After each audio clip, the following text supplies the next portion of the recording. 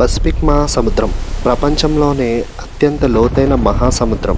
ఈ పసిఫిక్ మహాసముద్రంలో మరియానా ఐలాండ్కి 200 కిలోమీటర్ల దూరంలో మరియానా ట్రెంచ్ అనే ఒక పాయింట్ ఉంది. ఇది ప్రపంచంలోనే అత్యంత లోతైన ప్రదేశం. ఈ ప్రదేశం యొక్క లోతు దాదాపుగా 11,000 మీటర్లు ఉంటుంది. అంటే 11 కిలోమీటర్లు.